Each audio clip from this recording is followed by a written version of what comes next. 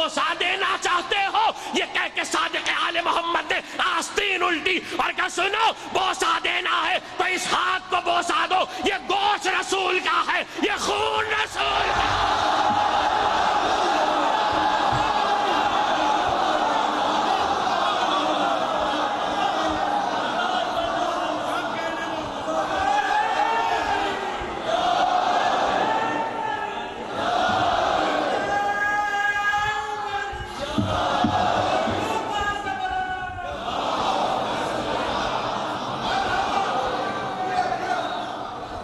یہ گوشت رسول کا ہے، یہ خون رسول کا ہے۔ آپ نے غور کیا، امام نے بتایا زمانے گزر گئے، نسل آگے بڑھ گئی، 12ویں تک گوشت رسول کا ہے۔ کل بھی گفتگو ہوگی اس پر، گوشت رسول کا ہے، خون رسول کا ہے۔ جملہ نہ ضائع کرنا، اس سے بڑھ کے لہو کا کیا شرف ہوگا کہ ابو طالب کے 11 بیٹے ابن رسول اللہ کہلاتے ہیں۔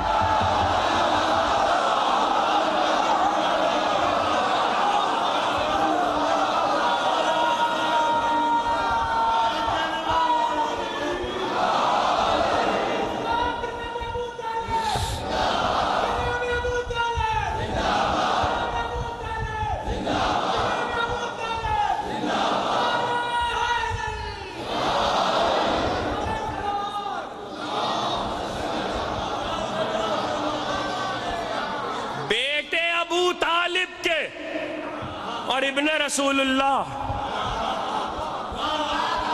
ابن رسول اللہ، اسے بھی لوگ سمجھ لیں، یہ بہت اہم بات ہے، یہ بہت اہم بات ہے۔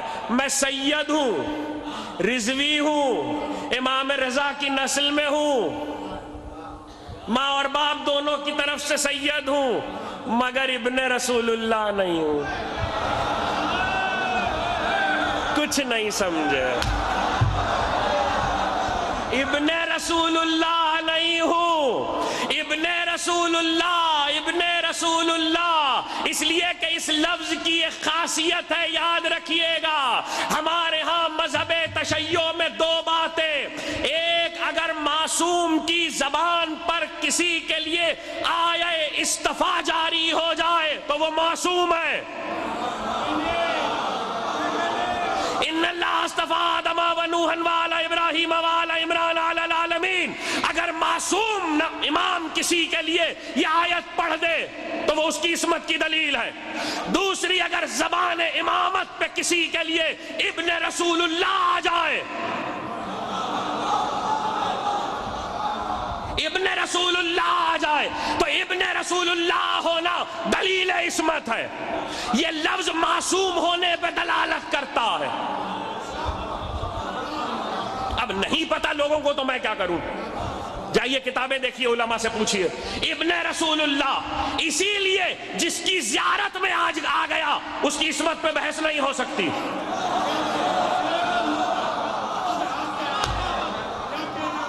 جس کی زیارت میں آ گیا اس کی عصمت پہ بحث نہیں ہو سکتی۔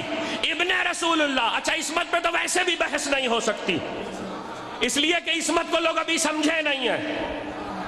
عصمت آیہ تطہیر عصمت بتاتی ہے، لیکن آیہ تطہیر کے معنی عصمت کے کیا ہیں؟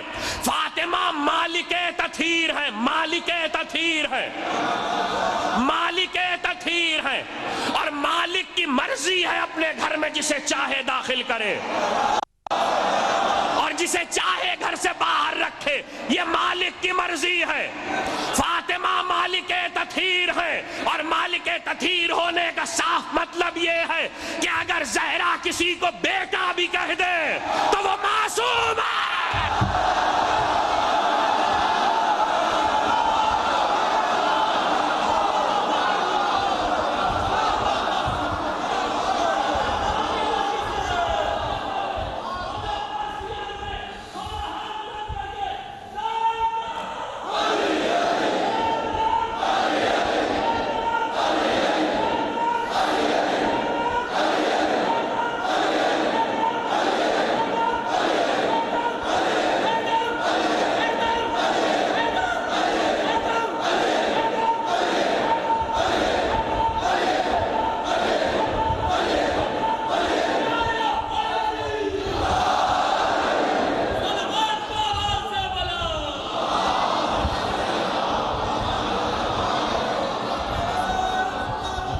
बेतुकी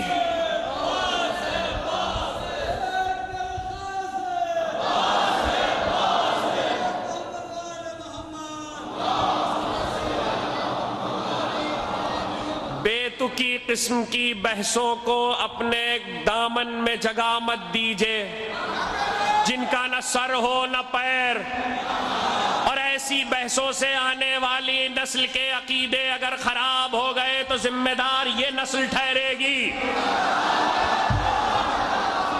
बारगाह इमामत में सबको जवाब देना है। और दूसरी बात यह कि हर आदमी अपने अकीदे पे गौर करे, दूसरों के गरीबान में किसी को झांकने की जरूरत नहीं है।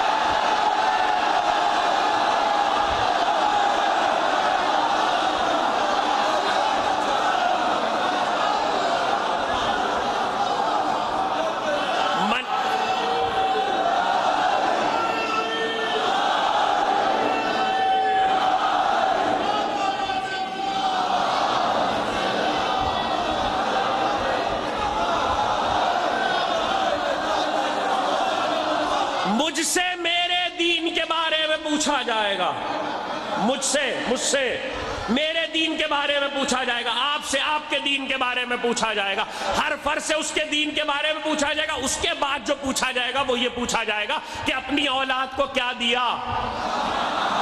अली की विलायत तुम्हारे बाप ने तुम्हें दी थी, खयानत तो नहीं की।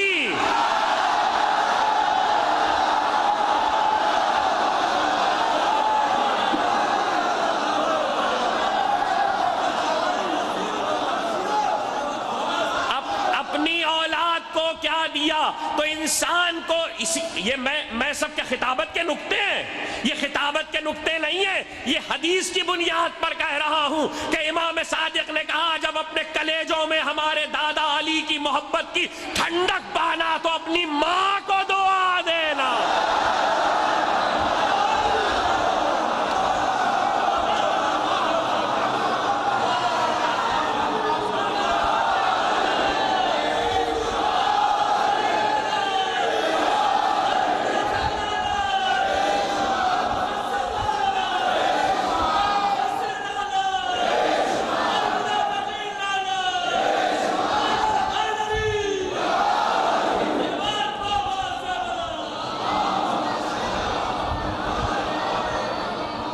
अबुल फजल की जात पे तो जब गुफ्तगू करेंगे, उस मंजिल पर आएंगे तो बहुत तफसील से बात करेंगे। बतौफीक इलाही बताई दे मोहम्मद व आले मोहम्मद। अभी तो बस इतनी बात। अबू तालिब कल एक बात आधी छोड़ दी थी, इसलिए उसे मुकम्मल करना जरूरी, और मैं मुसलसल हो गया कि अब यहाँ तो खैर एक आध बार सुनने में बात आई, किसी ने पूछा, लेकिन मामूलन ये बात मैं जहाँ भी गया वहाँ ये बात सुनने में आई, और ये कहा गया कि सियादत पे बहस की जाने लगी अब्दुल्ला इब्न जाफर तैयार की कि जनाब ज़ैनब के शौहर सैयद थे कि नहीं थे। भाई अजीब व गरीब किस्म की बात है।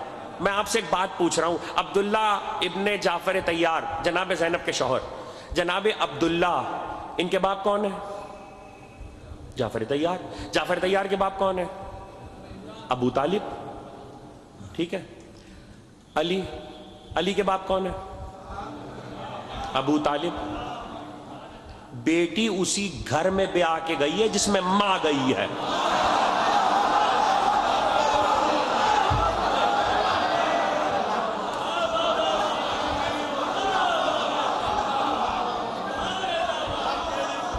बेटी उसी घर में ब्याह के गई है जिस घर में मां गई है।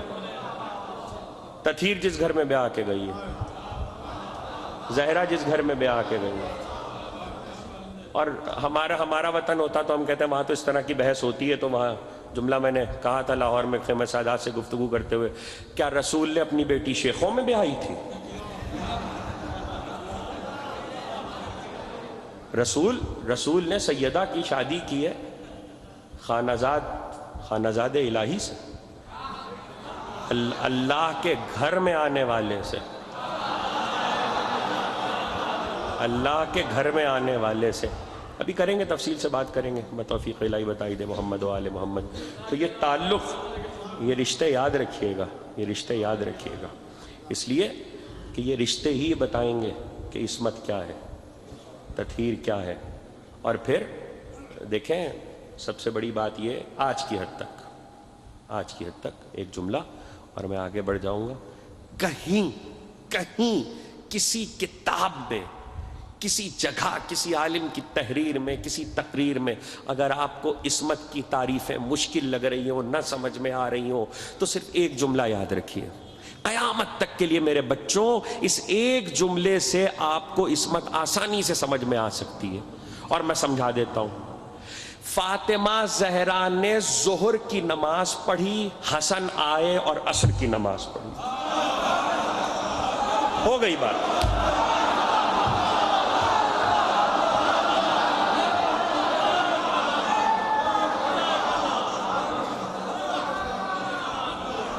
یہ عصمت ہے، یہ عصمت ہے۔ فاطمہ زہرا نے ظہر پڑھی، حسن دنیا میں آئے اور عصر پڑھی۔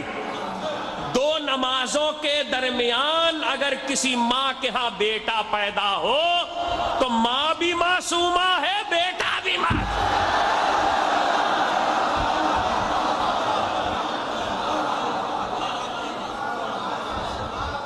اور کیا عصمت کی تعریف چاہیے؟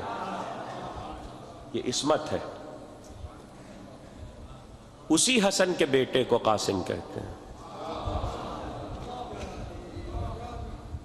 قاسم ابن حسن،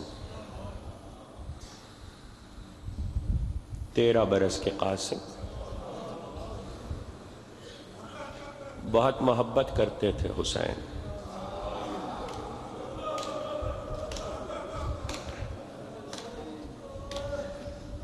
اتنی محبت کرتے تھے، اتنی محبت کرتے تھے کہ شیخ صدوق نے اپنے مقتل میں لکھا ہے کہ جب مدینے سے قافلہ چلا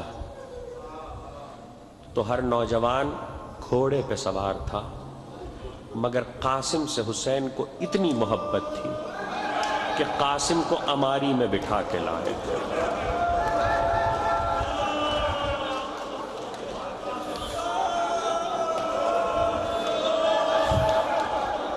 خدا آپ کی آوازوں پر رحمت نازل کرے، خدا آپ کی آنکھوں پر رحمت نازل کرے۔ سیدہ کو جیسے آپ کے آنسو پسند ہیں، ایسے گریے کی بلند آوازیں پسند ہیں۔ آپ کو معلوم ہے آپ کا مولا حسین، حسین جیسا صابر، کربلا میں 3 غم ایسے ہیں جب حسین جیسا صابر بھی چیخ مار کے رویا ہے۔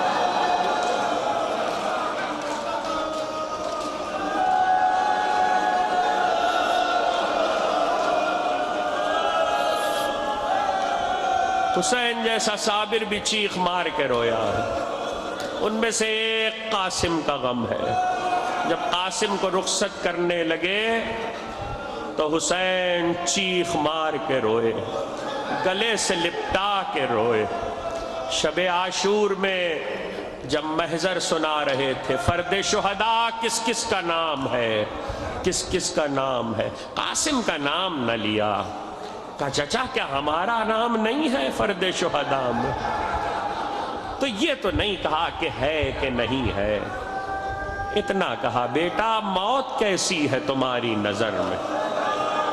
کاہلا من العسل، چچا شہد سے زیادہ شیریں ہے۔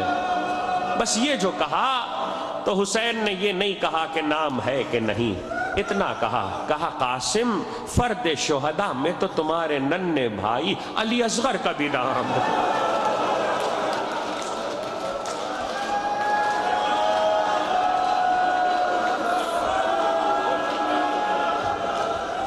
فرد شہداء میں تو تمہارے ننھے بھائی علی اصغر کا بھی نام ہے۔ غیرت ہاشمی جوش میں آئی، تڑپ کر کہنے لگے چچا کیا آدھا خیموں میں آ جائیں گے؟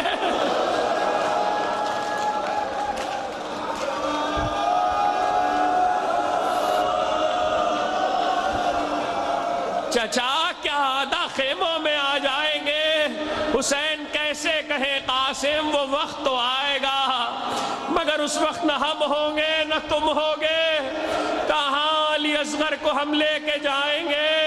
رات کو یہ گفتگو ہوئی تھی اور صبح سے قاسم بار بار آتے، چچا ہمیں بھی اجازت دیجئے، اور حسین گلے سے لگا کے کہتے تمہیں کیسے اجازت دے دوں، تم تو میرے بھائی کی نشانی ہو، تم میرے حسن کی یادگار ہو۔ مگر ایسے میں کچھ یاد آیا، جب حسین نے کئی بار پلٹایا، خیمے میں جا کے بیٹھ گئے، زانوؤں پہ سر رکھ کے رونے لگے، بازو کے تعویذ پہ نظر گئی، تعویذ کو کھولا، بھائی کا خط بھائی کے نام، حسن کی تحریر حسین کے نام، بھیا ہم تو نہ ہوں گے، مصیبت کا وقت آئے گا، میرے قاسم کو اجازت دے دینا۔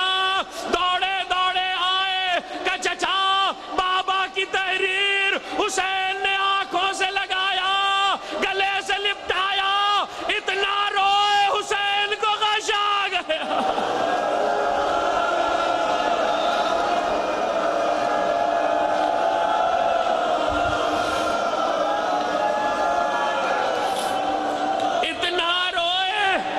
حسین کو غش آ گیا، غش سے واقع ہوا، کہا میرے لال اب ہم تمہیں نہیں روک سکتے، عزیزو دنیا کربلا کو سمجھے، کربلا یہ ہے کہ قیامت تک کسی پہ کوئی مصیبت پڑے تو وہ یہ نہ کہہ سکے مجھ پر وہ مصیبت پڑی جو حسین پہ نہیں پڑی تھی۔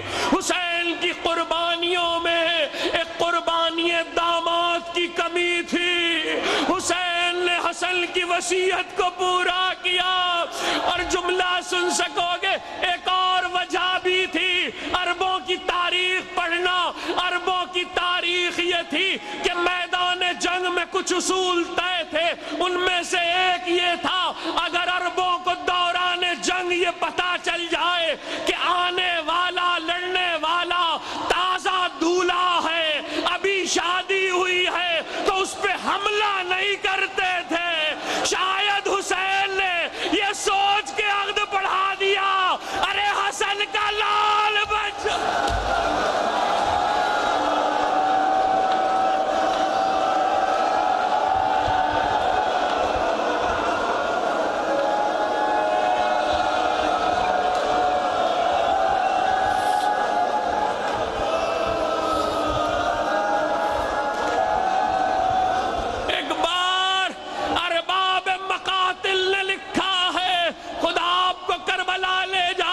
سجلے کی زیارت کرے جو خیمہ گاہ میں ہے، حسین نے خیمہ لگوایا تھا۔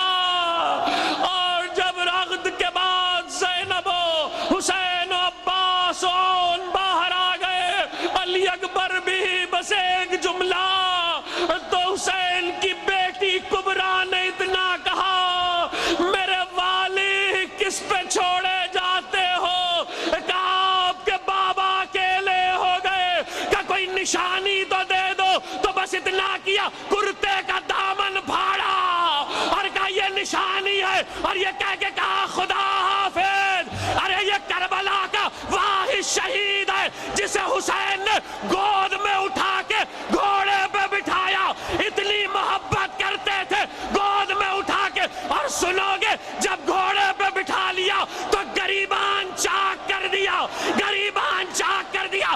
علی اکبر کی نگاہوں نے پوچھ لیا، کہا